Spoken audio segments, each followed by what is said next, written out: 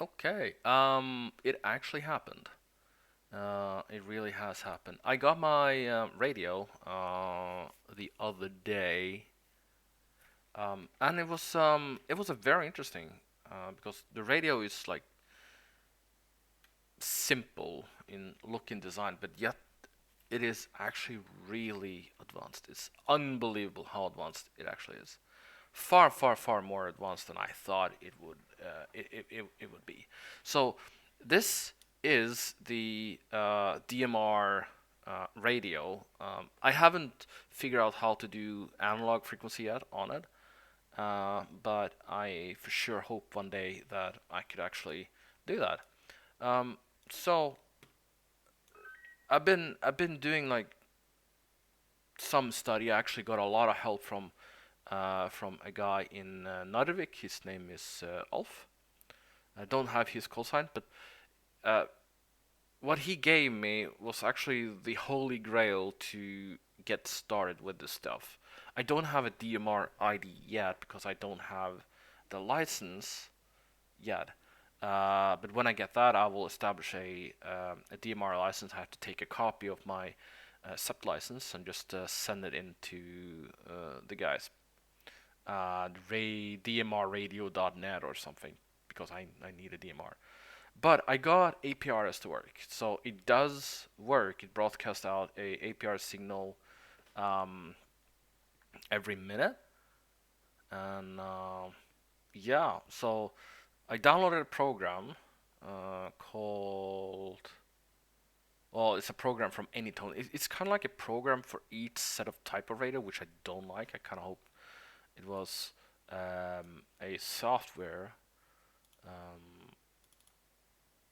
in like all of the radios because that was the one of the reasons why I bought it because the design is the same, but apparently it is not. But let's take a very quick look on the APR itself because I just don't know everything here yet, but I kind of have like an idea of some of the stuff. So I'm right now at the APRS. Um, so I have some general settings up here, which is manual TX intervals, APRS intervals, transmitting, and kind of like stuff. Apparently, there are some digital stuff like a channel. I just don't know. There's a digital APRS and there is an analog APRS, but I do know that I can do analog APRs because that's what I've been setting the radio. So it just literally just sends everything that the radio can. So it does sense on a narrow band and says hello, here I am on wide 1 and 1 1 and wide 2 1. It I'm also sending like a 7, the SSID on 7 because that's a handheld device. Um, I can look on the NRRL webpage. So NRRL APRS, which says maps and positioning. And here's the SSID list. So if I were in an airplane or a balloon or a space shuttle or anything like that, it will be number 11. But I'm using a hand device or any other portable, so it will be a -7 on the SSID. Um, it does use uh, something different. Um, it also possible to activate APR's voice alert, which means that I can be called upon the APR's channel. Um, but that will be on a subtone like the CT CSS, which in Europe is 136.5. Um, and when I go into the program, I can set that frequency apparently. So, but I won't do that until like uh, Monday, Tuesday because I need to test this. DCS is sort of like a another system that Maritime World are using, which probably makes makes it able for the sea and rescue teams to uh, talk back to me on DCS. It's mostly just for emergencies, um, but yeah. And the EU APR's frequency is 144.80. So this is what I've been learning the most of for a few days basically. But other than that, there is a guy in Norway that is trying to um, make it everything standardized because all of the buttons on here, which they are programmables, like literally programmables, um, which is actually quite interesting. I don't know quite yet how this thing is working because you're logging into a repeater, and then um, you are going into some um, channel like zones. Not apparently not. Yeah. So first you're logging into the repeater, and then you go into the zone, and some zone has different channels, as far as I understand. Again, I don't know everything because this is actually quite difficult. Um, so I don't know everything, but hopefully there is another guy in Narvik. He knows how to use this. So I talked to a guy in Narvik on how to make it work, and he gave me a file, like an 8 MB backup file that he gave me, which was insane. So I uploaded it into the radio, and I also have to. There is a. Let's go back to the optional settings when I'm done. Um, no, is.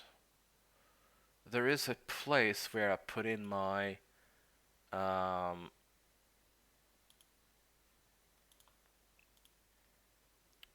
my DMR. Uh,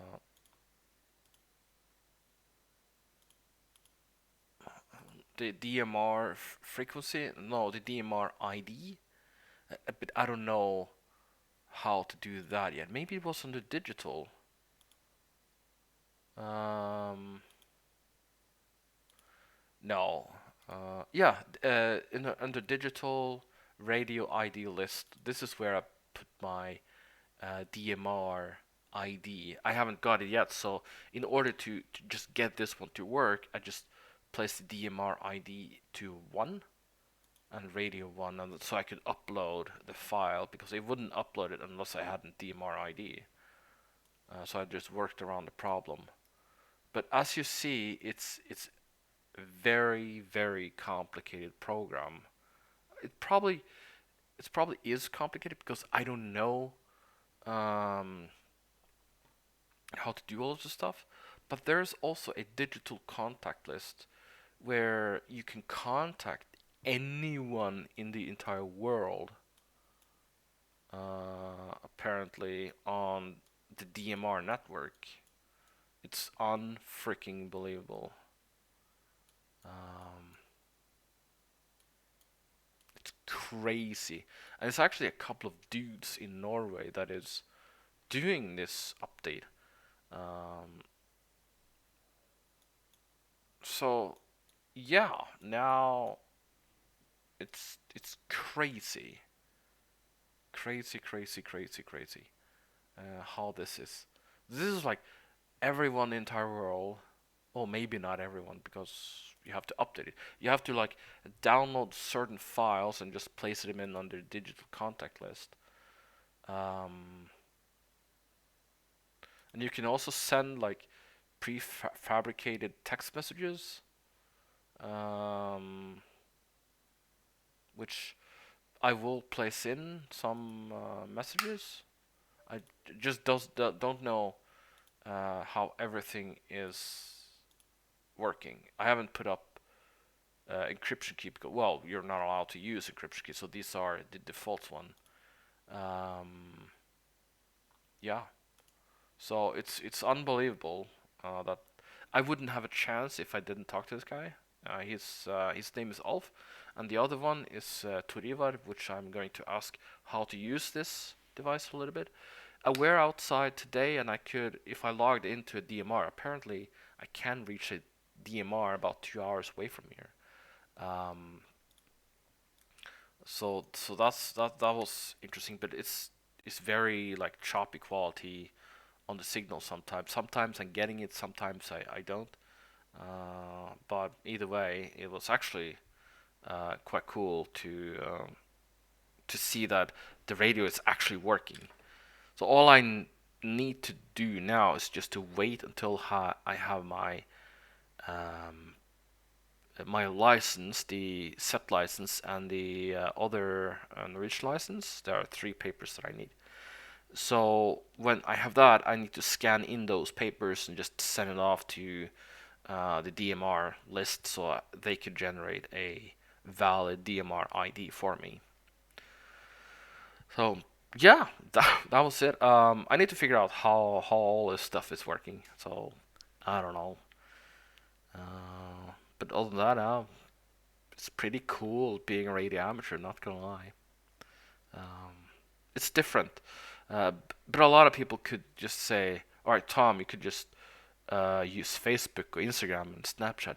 Yeah, I could, but I could also contact people directly in the entire world without using Facebook.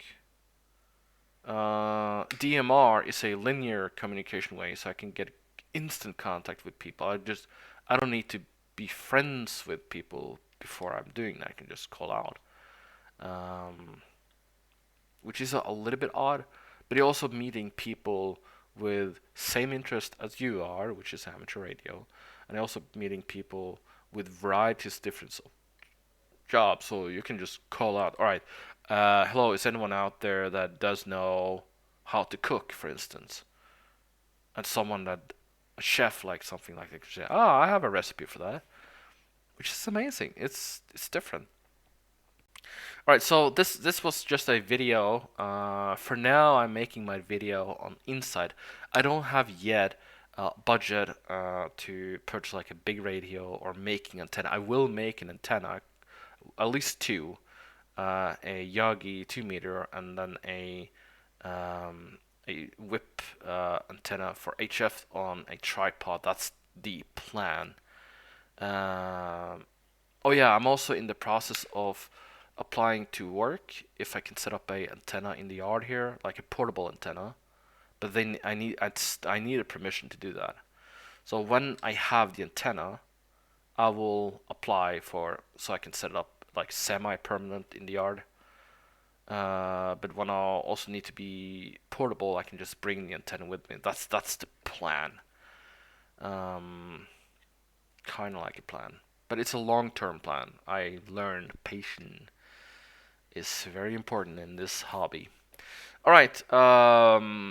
I think that will be all for this time. So Lima Bravo 6 Quebec Juliet is signing off. This frequency is available. Bye bye.